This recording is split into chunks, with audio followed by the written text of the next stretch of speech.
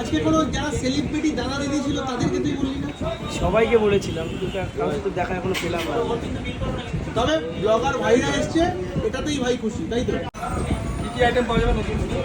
এখানে mutton biryani, chicken বিরিয়ানির চাপে আছে। হ্যাঁ, মটন লিভার কারি থাকবে, ওকে।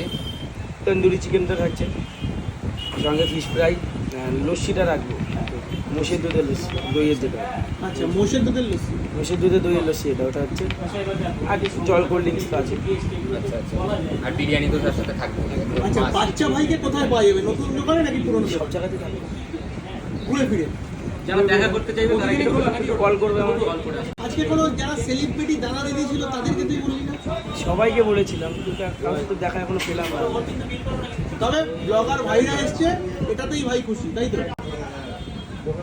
দেখো, আমি আমার তরফ থেকে আমি সবাইকে বলেছি, এবার কেউ যদি না আসে তারা সেক্ষেত্রে তো আমার সেলিব্রিটি ভেবে